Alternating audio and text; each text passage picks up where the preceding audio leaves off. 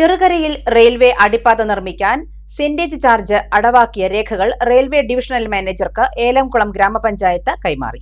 Cherukara railway സ്റ്റേഷനിൽ platform നീട്ടി വികസിപ്പിച്ചപ്പോൾ railway പാളത്തിന് കിഴക്ക് ഭാഗത്തുള്ള വഴി തടസ്സപ്പെട്ടതോടെയാണ് ഇവിടെ റെയിൽവേ അടിപ്പാത ആവശ്യമായി വന്നത്. ചെറുകര റെയിൽവേ സ്റ്റേഷനിൽ പ്ലാറ്റ്ഫോം വികസിപ്പിച്ചതോടെ റെയിൽവേ പാളത്തിന് കിഴക്കു ഭാഗത്തുള്ളവർക്ക് ചെറുകരയിലേക്കുള്ള വഴി തടസ്സപ്പെട്ടിരുന്നു. ഇത് പരിഹരിക്കാൻ ഈ ഭാഗത്ത് അടിപ്പാത നിർമ്മിക്കാൻ കഴിഞ്ഞ വർഷം റെയിൽവേയുടെ അനുമതി ലഭിച്ചിരുന്നു. ഈ അണ്ടർപാസ് നിർമ്മാണവുമായി ഏലംകുളം ഗ്രാമപഞ്ചായത്ത് സുപ്രധാന നടപടിയിലേക്ക് നീങ്ങി. റെയിൽവേ ആവശ്യപ്പെട്ട സെന്റേജ് ചാർജ് അടച്ചതിന്റെ രേഖകൾ ഏലംകുളം ഗ്രാമപഞ്ചായത്ത് president Shaheena Mol divisional railway manager മസ്കറിന് കൈമാറി. ഗ്രാമപഞ്ചായത്ത് vice president K Bharathi, panchayat അംഗങ്ങളായ സക്കീർ ഹുസൈൻ, പി സുബ്രഹ്മണ്യൻ എന്നിവരോടൊപ്പം എത്തിയാണ് പഞ്ചായത്ത് പ്രസിഡന്റ് ഷഹീന മോൾ രേഖകൾ കൈമാറിയത്.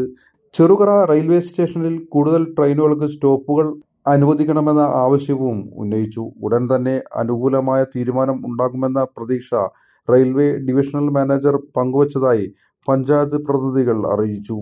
ചെറുകര റെയിൽവേ മേൽപ്പാലം പദ്ധതിയുമായി ബന്ധപ്പെട്ട റെയിൽവേയുടെ നടപടികൾ റെയിൽ ഡെവലപ്മെന്റ് കോർപ്പറേഷൻ ലിമിറ്റഡിന് കൈമാറിയിട്ടുണ്ട്. സംസ്ഥാന സർക്കാർ ഭൂമി കൈമാറുന്നതിനുള്ള നടപടികൾ പൂർത്തിയാകുന്നതോടെ പദ്ധതിയുടെ തുടർ പ്രവർത്തനങ്ങൾ വേഗത്തിലാക്കും എന്നാണ് പ്രതീക്ഷിക്കുന്നത്. CRDCയുടെ ക്ഷണപ്രകാരം റെയിൽവേ ഡിവിഷണൽ മാനേജർ വൈകാതെ ചെറുകര റെയിൽവേ സ്റ്റേഷൻ സന്ദർശിക്കും. നൂതന സാങ്കേതിക വിദ്യ ഒരുക്കിയുള്ള എല്ലാ നേത്രരോഗ ചികിത്സാ സൗകര്യങ്ങളും വിദഗ്ധരായ ഡോക്ടർമാരുടെ മേൽനോട്ടത്തിൽ അൽ സലാമ ഹൈ ഹോസ്പിറ്റൽ റോഡ്, പെരിന്തൽമണ്ണ.